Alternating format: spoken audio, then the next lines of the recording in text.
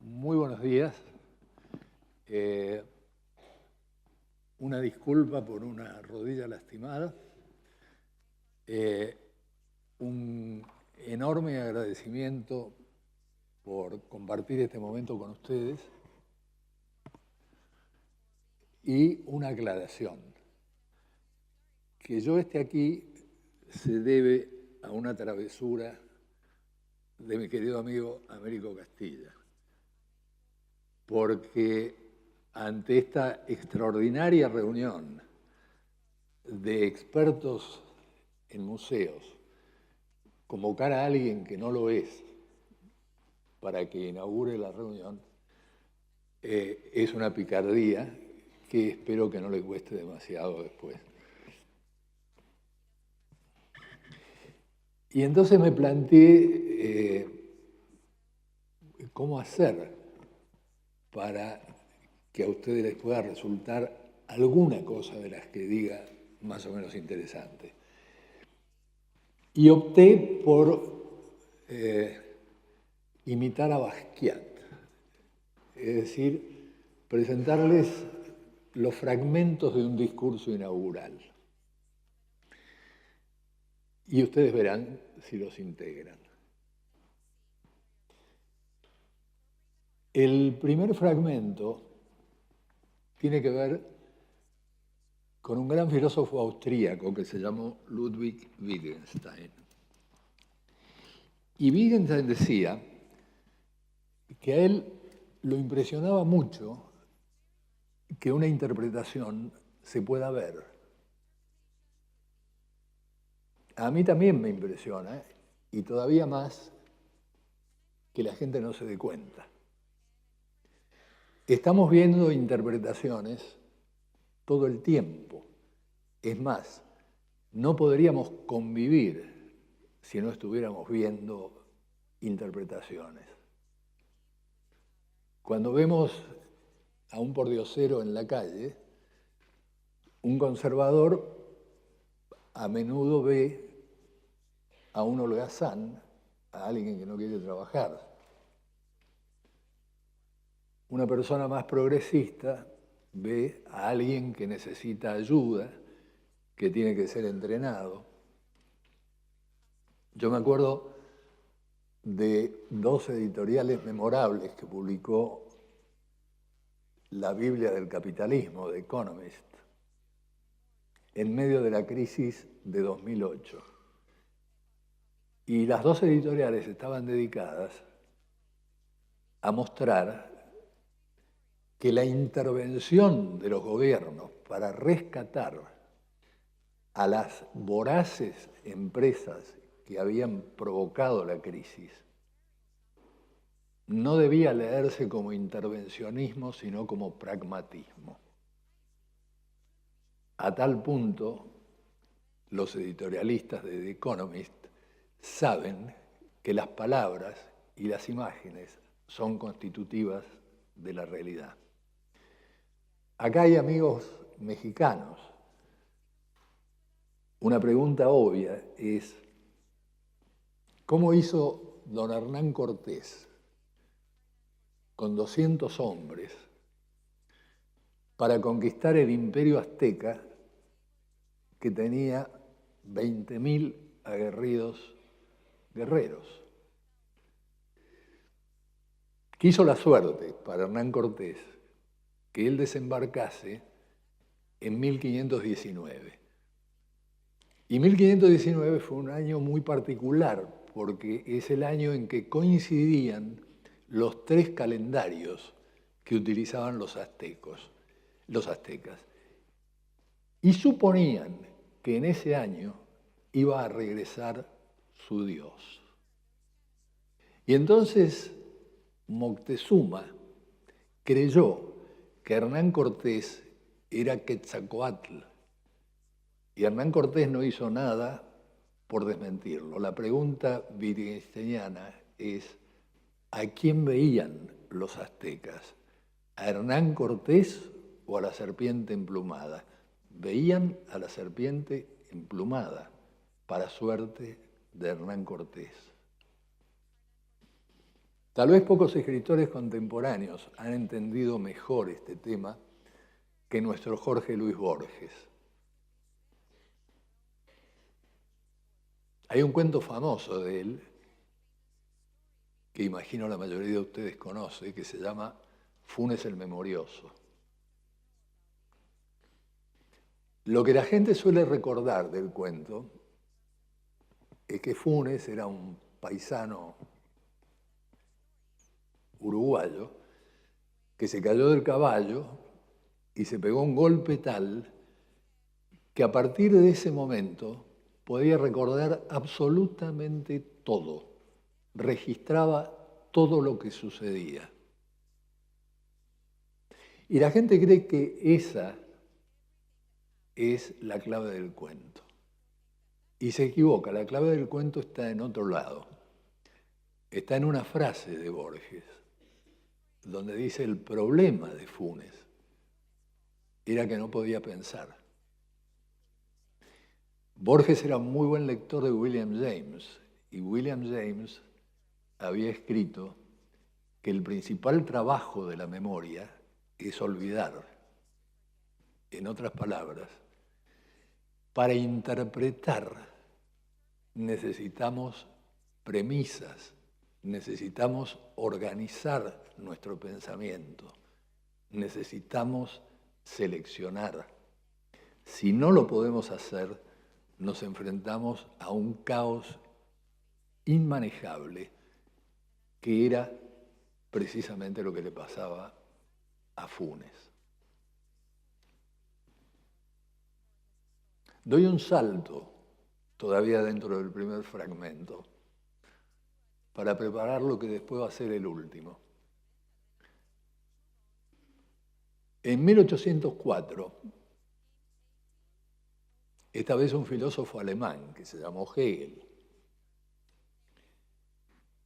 escribió unos manuscritos que no se conocieron hasta un siglo y medio después. Por ejemplo, Marx no los leyó, donde criticaba a Kant.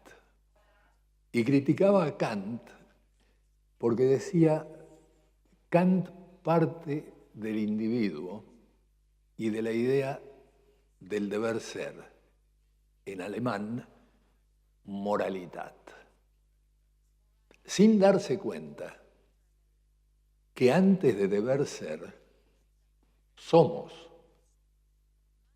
Vivimos en una sociedad, nos guiamos por normas, interactuamos, nacemos en una familia, nos criamos en un barrio, sobre todo hablamos una lengua. Como decía Wittgenstein, un lenguaje privado no existe. Y todo eso nos va constituyendo como somos y como son nuestras instituciones, nuestras organizaciones. A este es, lo llamaba Hegel, ética concreta, ética objetiva, Sittlichkeit. Y es lo más próximo a lo que yo llamaría, en este contexto, cultura. Y así como para la física el problema central es investigar cómo está compuesta la materia, para nosotros el problema fundamental es entender cómo está compuesta la cultura. Y lo que yo vengo sosteniendo desde hace tiempo es que la argamasa fundamental de la cultura es algo que los gestores culturales, por lo menos los que yo conozco, suelen ignorar puntualmente, y es el sentido común. Curiosamente, y abandono el primer fragmento, curiosamente Kant, que criticaba al sentido común en nombre de la razón, le reservaba, sin embargo, un espacio muy importante Si ustedes leen la crítica del juicio de Kant, él reserva el lugar del sentido común a la experiencia estética, porque dice, es una experiencia en que el individuo gusta de algo, pero da por supuesto que a todos los demás les pasa o les puede pasar lo mismo. Tanto es así que unos años después Federico Schiller va a politizar esta idea de Kant, que no era para nada política, y va a decir que justamente eso es vivir en comunidad.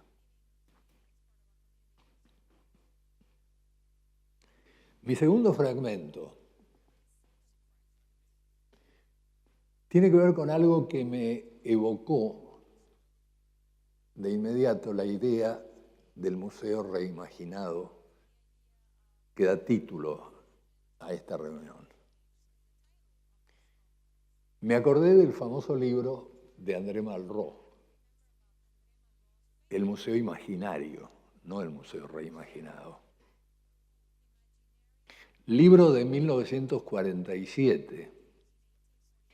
Y acá mencionar la fecha no es pedantería, es situar esa obra en el contexto de lo que empezaban a ser los 30 años gloriosos de la posguerra europea, con fuerte crecimiento económico, con prosperidad, con estado de bienestar en desarrollo.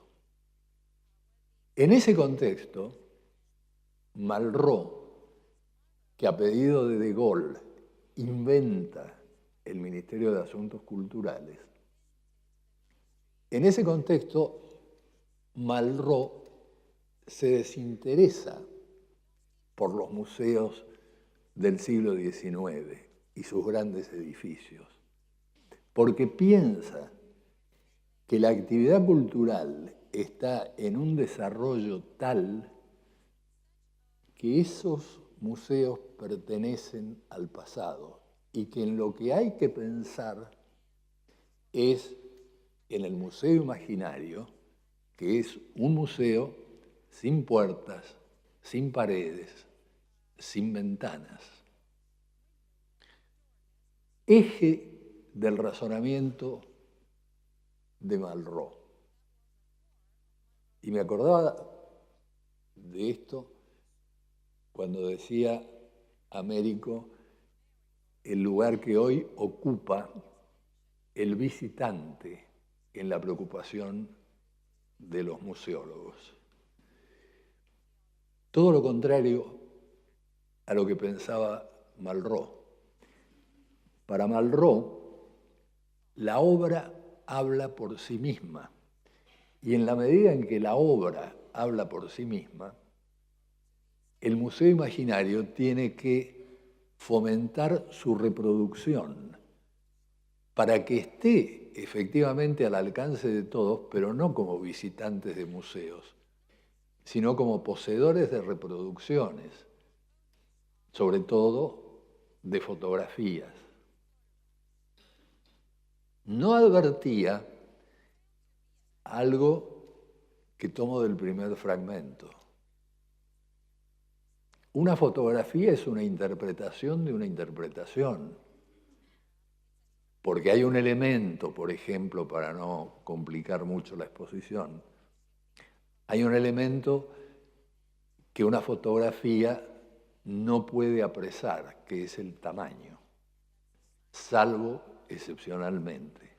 Hay hoy en día reproducciones a escala 1:1, pero no es eso lo que tenía en mente Malraux.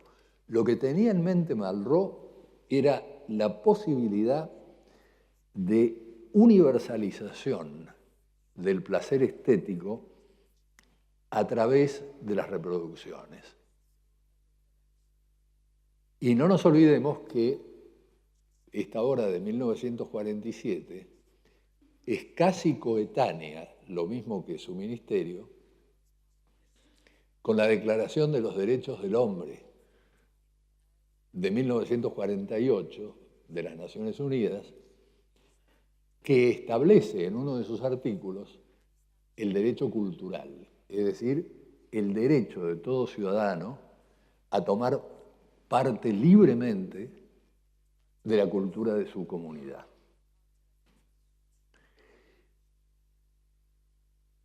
Ya que estoy con Francia, y para usar esta evolución como guía de estas reflexiones, Malraux no creía en la democratización de la cultura. Creía sí en ponerla al alcance de la gente en la forma que les dije antes. La boutade de Antoine Vitesse, un hombre de teatro de la época, esto conduce a un oxímoron: teatro elitista para todos. Es decir, una defensa de la alta cultura que esté al alcance de todos, lo que tiende a ser una suerte de contradicción en los términos. Para continuar con la experiencia de Francia, decía, Jacques Lang, uno de los importantes sucesores de Malraux en el ministerio, refuerza la posición de Malraux: todo el poder a los creadores. Lo que importa es la obra, lo que importa es la creación, no el público. Es decir, el público debe subordinarse a la libertad creadora del artista. Pero Lang introduce un elemento que hasta ese momento estaba ausente, y es la reivindicación de las industrias culturales que se están multiplicando. La radio, el cine, el disco, los comienzos de la televisión. Y estamos frente a lo que uno llamaría la paradoja central de la estética. La cultura, como yo les decía antes, tiende a unir. El arte tiende a diferenciar. Jean-Luc Godard lo dijo muy bien. La cultura procede de reglas, el arte procede de excepciones. ¿Cómo compatibilizarlas?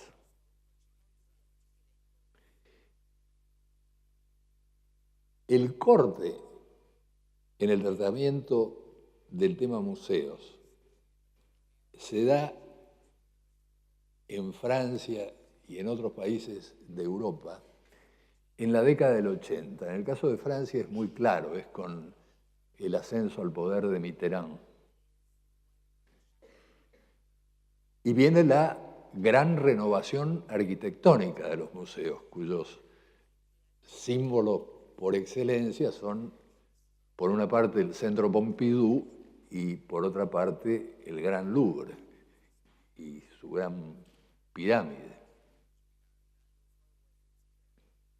Al mismo tiempo, se difunde algo que infortunadamente en la Argentina no podemos tener. Se difunde el modelo británico de permitir pagar el impuesto a la herencia con la entrega de obras de arte. Esto va a estar en la base de colecciones como la de Picasso y otros grandes autores contemporáneos, sobre todo. En Argentina no lo podemos tener porque durante la dictadura militar se abolió el impuesto a la herencia y nunca fue restablecido a nivel nacional. Y se plantea el acceso al público con un gran debate acerca de si debía ser gratuito el ingreso a estos nuevos museos o no. Pero lo interesante, para introducir mi tercer fragmento, es que renovación arquitectónica, incorporación de nuevas colecciones, invitación al público a que concurra a los museos, los sacan, es cierto, de la postración en que estaban hasta la posguerra, hasta el comienzo de la posguerra. Pero ahí se advierte que con eso no basta, que con eso no alcanza. Y tal vez este sea el punto más polémico a plantear ante ustedes, particularmente por las alusiones que escuché hace un momento acerca de la globalización de la cultura, que es innegable, pero lo que empezó a advertirse es que no bastaba con todo eso, porque no se podía tomar a los museos como un elemento aislado de la sociedad y de la cultura en que operaban. En otras palabras, que lo que se volvía primordial era la discusión de las políticas culturales, que esta era la matriz en la que debía colocarse cualquier discusión sobre el avance de los museos. Y desde luego estoy ciñendo acá lo que digo, sobre todo al caso de las bellas artes. Después voy a hacer alguna alusión a esto, pero por supuesto el museo como una interpretación que depende de las políticas culturales es mucho más fácil de entender si uno se ocupa, digamos, de los museos de historia y de cómo se organizan. Ahora, las políticas culturales vienen a complicar el panorama enormemente. Y vienen a complicar el panorama enormemente porque una política cultural tiene que proponerse fines. Y esos fines los dicta la lucha política. Y esos fines los dictan las ideologías. Tiene que plantearse objetivos de mediano plazo. Y acá es donde son llamados a intervenir los expertos. Y necesita recursos. Y aquí es donde se convoca a los administradores, que tienen que manejar los fondos. Y empieza a haber exigencias contradictorias. Exigencias contradictorias entre la libertad creadora del artista, los planteos de los administradores que tienen recursos escasos para asignar y el tema de la participación del público. Ahora, una política cultural, cualquiera ella sea, va de la mano de alguna idea del desarrollo cultural. Pero el desarrollo cultural es a su vez una interpretación. ¿De qué estamos hablando cuando hablamos de desarrollo cultural? ¿Estamos hablando de fomentar el desarrollo de la alta cultura? ¿O estamos hablando de fomentar una animación cultural basada en la idea de la universalidad de la capacidad de invención. Es decir, que todos los sectores sociales tienen capacidades creativas que deben ser estimuladas y desarrolladas. A la vez, cuando hablamos de desarrollo cultural, tenemos que distinguir entre los desarrollos culturales que llamaría espontáneos y los desarrollos culturales provocados. Como yo sé que ustedes van a dedicar bastante tiempo a hablar de las actuales tecnologías de la información, redes sociales y demás,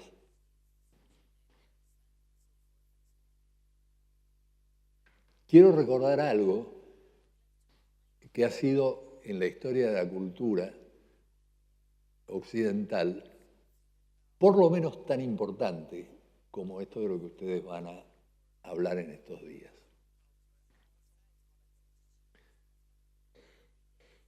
Hans Holbein, el joven, como ustedes saben, pintó muchos retratos de Erasmo de Róterdam. Pero hay uno en particular que es muy interesante a mis fines, porque aparece Erasmo sentado frente a su escritorio. En esa época, el estudio, el escritorio, servía a la vez de comedor y de dormitorio. Había bancos adosados a las paredes donde se ponían una suerte de colchonetas y ahí se dormía. Y en el escritorio de Erasmo, en este caso, se comía. Ahora, este cuadro de Holbein es de un detallismo impresionante. Están todos los objetos perfectamente representados. Pero ustedes perderían su tiempo si tratasen de encontrar uno en particular. Me refiero a un canasto de papeles. Y entonces dirían, bueno, Holbein se olvidó, Erasmo tenía que tener un canasto. No, porque el papel no se tiraba, el papel era un bien escasísimo, el papel se hacía de lino. Y los borradores no se hacían sobre papel, se hacían acá.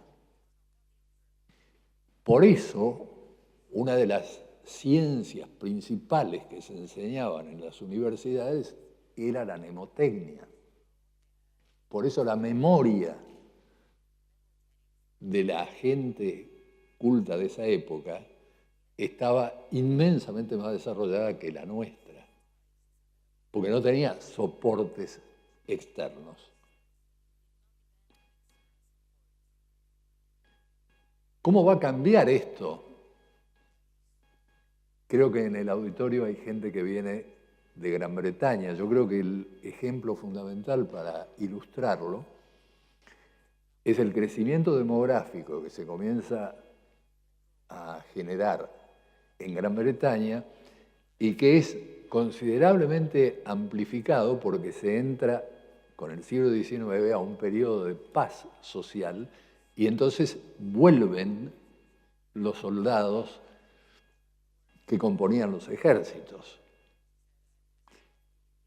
Y Gran Bretaña hubiera explotado si 2 de cada 3 no hubieran emigrado. Pero así todo, era una población muy grande. Y esa población tenía que vestirse. Desarrollo espontáneo, la creación de la máquina de hilar y de la máquina de tejer, el nacimiento de la industria textil. Y en Estados Unidos, la invención de la desmotadora de algodón, proveyendo ahora una nueva materia prima, abundante y barata. Y la gente usando ropa de algodón que se gastaba. Y los desechos de esa ropa de algodón que se gastaban eran aprovechados por un nuevo invento, no propiciado por el Estado, que era la máquina de fabricar papel. Y a la máquina de fabricar papel la siguió la máquina de encuadernar. Y esto promovió un cambio en la imprenta que no se había producido desde el siglo XV. Las imprentas en el siglo XVIII estaban tal como las había concebido Gutenberg. Y ahora aparece el tipo móvil, y aparece la rotativa, y aparece la máquina de encuadernar, y empieza a difundirse la palabra escrita, empieza a difundirse el libro, los panfletos, y los ferrocarriles y el telégrafo. Se expanden las comunicaciones. En 1831 aparece casi simultáneamente en Gran Bretaña y en Alemania el primer periódico obrero. Y mucha gente que teoriza y teoriza sobre la relación entre la teoría y la práctica en Marx y en Engels, no se da cuenta que hay un sentido muy inmediato en que ellos están hablando de la relación entre la teoría y la práctica, como lo revela una lectura de su correspondencia. Ahora la teoría va a estar al alcance de los trabajadores, porque ahora hay papel, porque ahora hay periódicos y libros que pueden llegarles. Fíjense ustedes que la exigencia de Marx para autorizar la traducción del Capital al francés fue que se publicara quincenalmente en forma de folletín. Él creía que era mucho más claro de lo que en realidad era. Pero lo que yo estoy tratando de transmitir es que esta conexión entre la teoría y la práctica tenía un fundamento material sumamente importante. Cambiaron las maneras de escribir. ¿Por qué? Porque hasta ese momento el escritor podía imaginar quiénes lo iban a leer. Ahora ya no solamente no puede imaginar quiénes lo van a leer en su país, sino que no puede adivinar siquiera qué va a pasar con su obra en otros lugares donde va a ser transportada.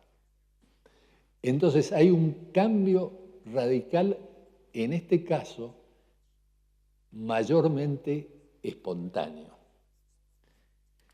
El desarrollo cultural provocado, generado, puede seguir dos grandes vías. Una vía es la vía de la animación cultural. La otra es la de la promoción de la alta cultura a la que aludí antes. A lo más que llegaba Malraux era a las casas de la cultura.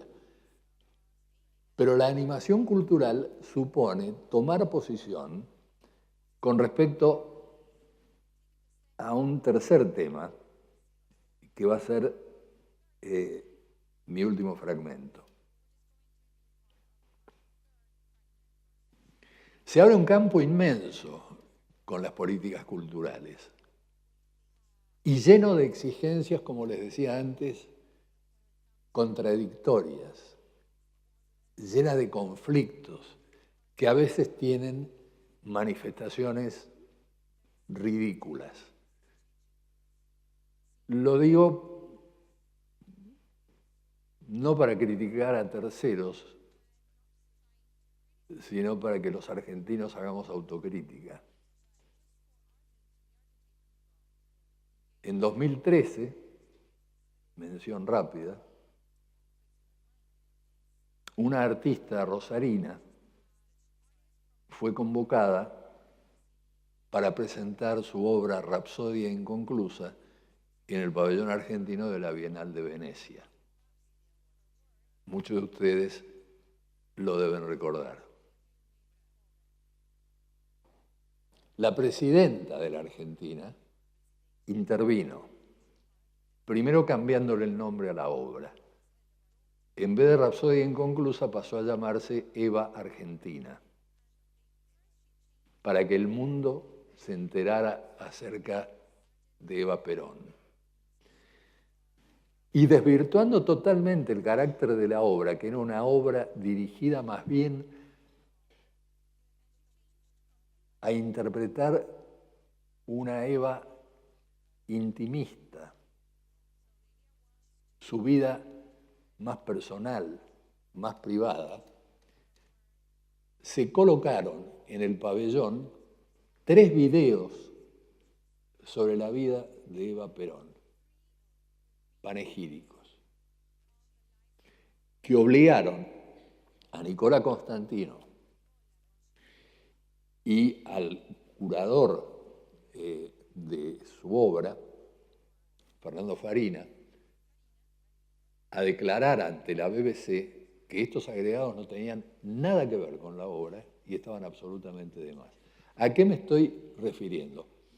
A la tentación de los gobiernos de que en el caso de los desarrollos culturales provocados, quieren meter mano para hacer política, ya no política cultural, sino para valerse de la política cultural con fines políticos. Y este es un problema que se debe enfrentar. En el caso de los museos históricos, esto es palpable. Incluso nuestro Museo Histórico Nacional no tuvo tiempo, un querido amigo Pérez Goyán, de transformarlo como es debido, y sigue contando una historia infantil de la Argentina. Y digo, una historia infantil de la Argentina, porque para que nuestros invitados de otros países se enteren, la Revolución de Mayo, en 1810, se produjo en Buenos Aires. Y Buenos Aires, en esa época, era sinónimo de Argentina. La Argentina que hoy conocemos no existía. Provincia de Buenos Aires y Argentina eran la misma cosa. La provincia de Santa Fe no era parte de la Argentina, era parte de las Provincias Unidas del Sur o de las Provincias Unidas del Río de la Plata. La provincia de Córdoba no era parte de la Argentina. Y el Museo de Historia esto no lo cuenta. Y ustedes dirán, ¿cuándo se forma la Argentina? Y la Argentina se forma no cuando se dicta su constitución en 1853, porque la provincia de Buenos Aires no participa de la Convención Constituyente. La Argentina se forma, según hay consenso entre los historiadores, después de la campaña del desierto con la presidencia de Roca, estamos hablando del año 1880. Bueno, imagínense qué interpretación para ser incorporada, como es debido, a un museo de historia, que en cambio continúa difundiendo otra lectura que no es sostenible de la historia argentina.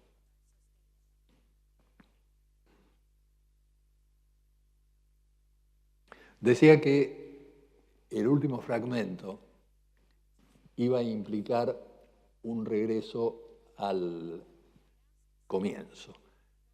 Y por el tiempo que me están marcando va a ser un regreso escueto, breve.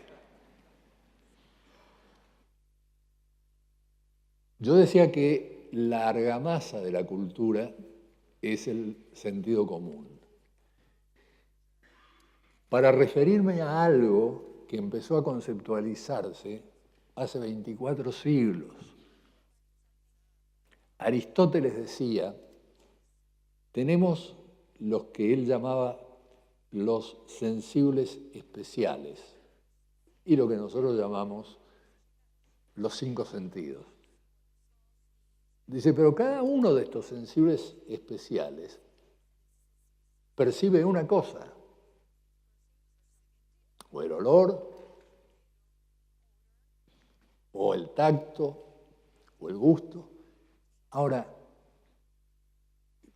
lo que pasa es que hay sensibles comunes que los combinan, porque si no, cada vez que yo viese algo blanco, pensaría que es azúcar, no sabría si es sal. Para diferenciar entre azúcar y sal, tengo que combinar la vista con el gusto. Y entonces Aristóteles empieza a hablar de sensibles comunes a los que llama sentido común. Tentación inmediata de decir es un sexto sentido. No, no es un sexto sentido porque no es igual a los otros. Tiene una característica muy particular. Es una facultad cognitiva distinta. Y esta facultad cognitiva se va a revelar cada vez más. Y obviamente es una historia que en 5 minutos no puedo ni siquiera resumir. Se va a revelar cada vez más, digo, el sentido común, no solo como una facultad cognitiva, sino como una construcción social. Y no hay un sentido común, hay muchos sentidos comunes. Y para terminar, una sola observación general y un comentario particular. Todos vivimos en la esfera del sentido común. El astrónomo que cuando sale de su casa le dice a la esposa, qué suerte que hoy salió el sol. No está abjurando de Copérnico. Cuando llegue a su observatorio, él sabe que el sol no gira alrededor de la Tierra. Lo que pasa es que está hablando un lenguaje de sentido común cuando está hablando con la esposa, no está hablando un lenguaje de expertos.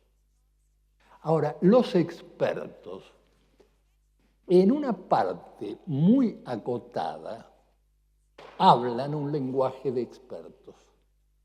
Pero cuando ustedes llegan a su estudio, cuando ustedes llegan a su escritorio, dan por sentado que la mesa de 4 patas no se va a caer. Dan por sentado que van a encontrar papel para escribir. Dan por sentado que van a encontrar una silla donde sentarse. Y no solamente dan por sentado eso, sino que conectan sus saberes expertos mediante intuiciones y conocimientos de sentido común. Por eso Gadamer recomendaba una gran modestia epistemológica a todos los expertos, porque todos funcionamos con prejuicios, todos funcionamos con evidencias que damos por supuestas, todos funcionamos aplicando nuestro sentido común. En el sentido común popular, es cierto, hay un magma, es contradictorio, es una acumulación desorganizada, medio al estilo de Funes. Y entonces, ejemplos habituales, al que madruga Dios lo ayuda, no por mucho madrugar se amanece más temprano, pero nadie es tan estúpido de ir a buscar un empleo y pensar, no por mucho madrugar se amanece más temprano y llegar a las 5 de la tarde. Esto es, las prácticas de razonamiento de sentido común movilizan parte del caudal de conocimiento acumulado de sentido común según las circunstancias y según lo que es pertinente. Y es sobre esas prácticas de razonamiento de sentido común que hay que operar. Y en esas prácticas de razonamiento de sentido común tiene un lugar fundamental la creación, la creatividad, la posibilidad de desarrollar la inventiva propia del hombre y de la mujer de la calle. Entonces, museos, políticas culturales, animación cultural, sentido común a estimular. Todos estos fragmentos reunidos a la Basquiat a lo mejor les digan algo. Ojalá. Gracias.